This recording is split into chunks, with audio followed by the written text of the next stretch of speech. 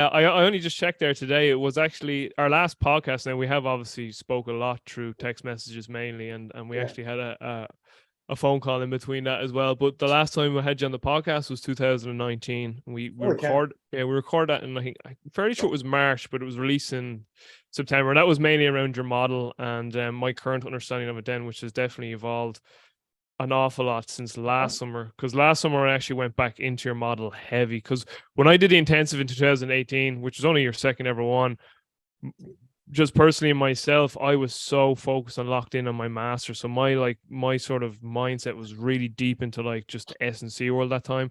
It was only when I got a chance to kind of pull out and then refocus my attention to like human movement and that whole realm. And I took the PRI home study courses, and then my next goal was like, right, once I get through that, I want to really delve back into Bill's model now, and then really dove into the compression expansion model, or as the full title. The full title I've heard people say is the compression expansion gait respiration model. I'm like, it's too long. It's just too long. Okay. If anybody says that, they are uninformed. They've never had a conversation with me.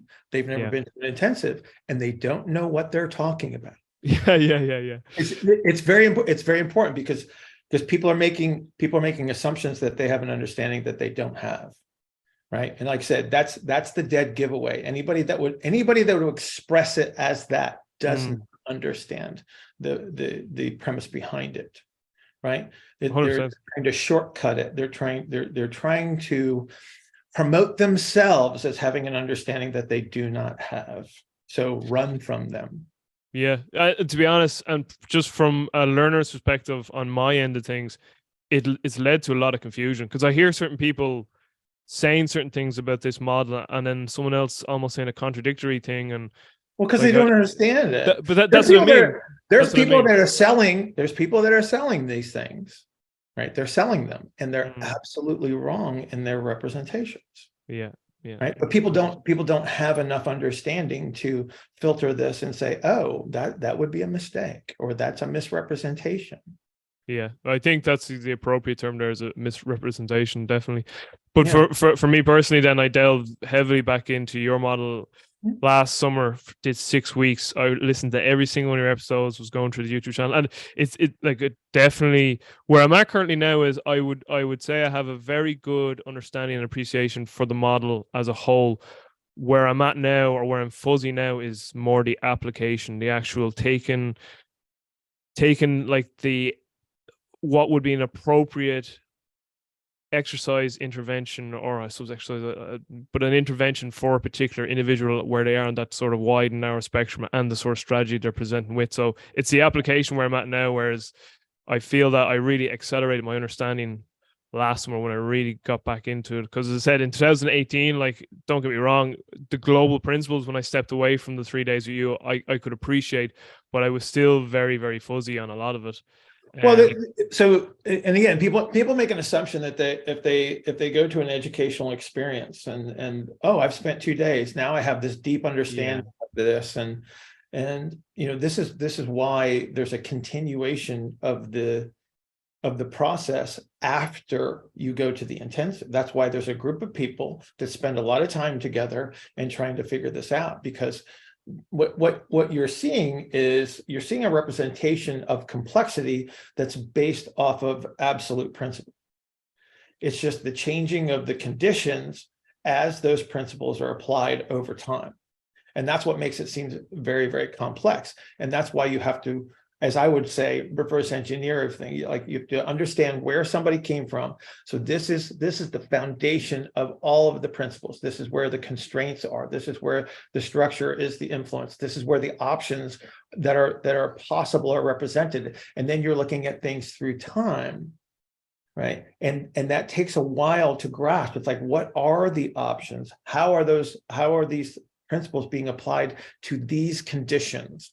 Because you take somebody at one point in time, and the representation will look differently, and therefore the solution, or the trade-off is what we should say. The trade-off is going to be different, and that's what makes it hard.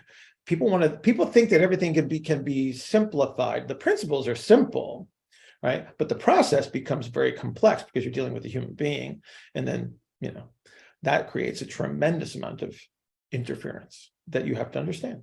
And that So takes time. That takes time, and that takes experience. That takes failures, a lot of failures to get to where you need to be. or as we say here in Ireland, a lot of fuck ups.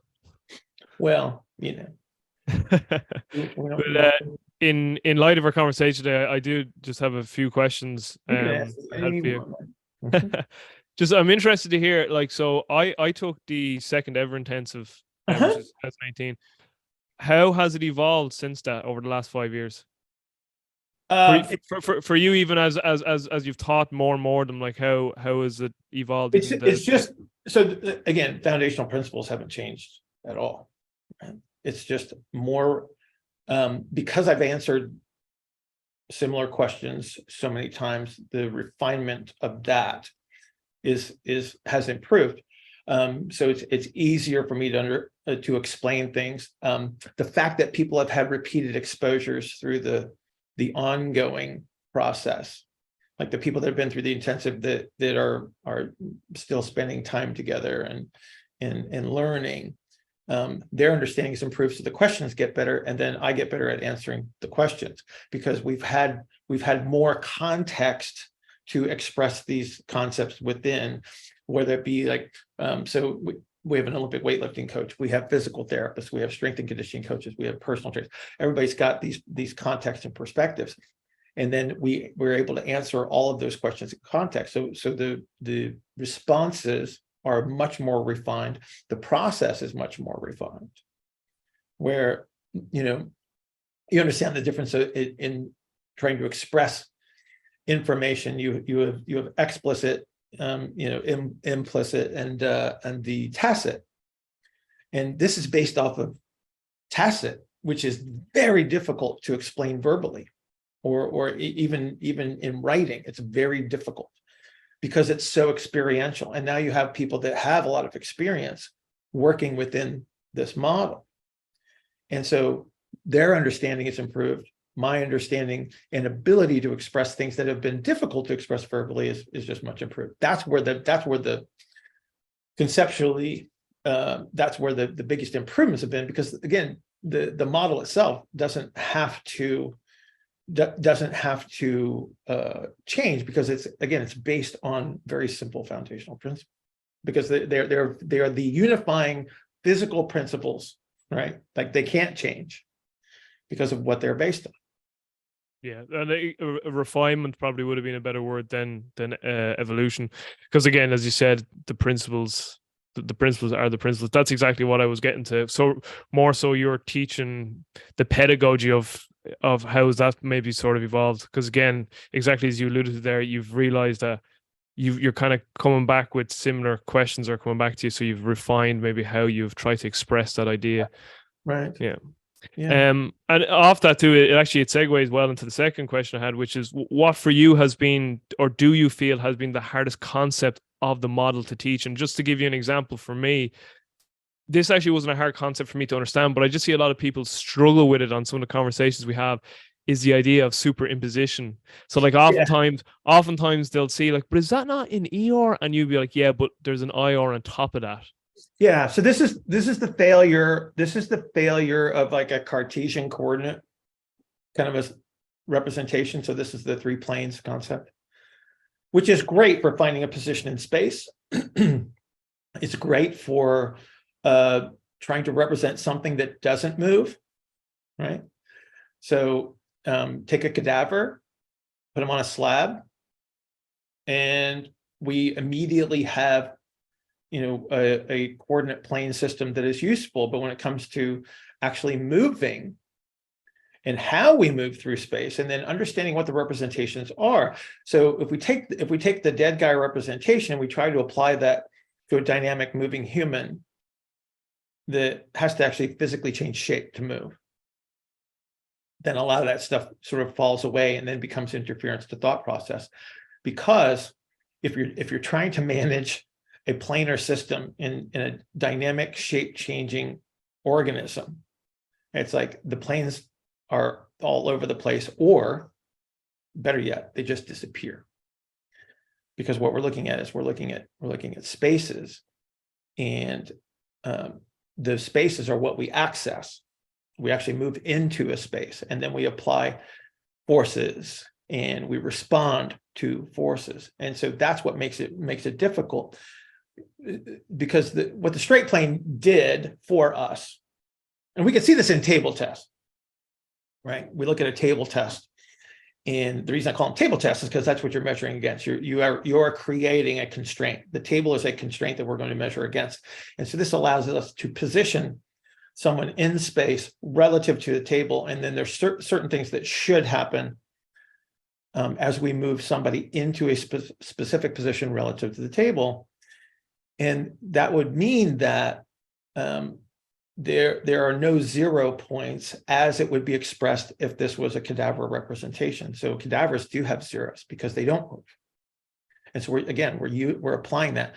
And so what used to be is straight up from the table in certain circumstance would be representative of a 0 point. Anything on one side of that 0 would be considered ER. Anything on the other side of that 0 point would be considered IR. And then that's how it's been expressed. And that creates a massive amount of confusion, because what we have a simultaneous representation of ER and IR. And that just goes back to our structural constraints. That's how you're made. You're just a big giant tube. And therefore, if I take away ER, I am increasing the amount of IR, but there's still ER represented. And that's a difficult concept for people to grasp. But that's how we move through space, because if we didn't, we wouldn't be able to apply force in a space, right? It's like float in a pool, and it's very difficult to express downward force because you're buoyant. Take that away, and now you've reduced the application of internal rotation, which is associated with a downward force. Okay. And so it's really tough for people to grasp that. And so then your bias then becomes more ER represented, because that's movement away from the ground, right? And again, this creates a massive amount of confusion and misunderstanding, because everybody wants this thing to be 0. They want this thing to be clean. Humans are not orthogonal. We don't have 0s and 90s. Okay, we just don't have them. But that's what we compare against.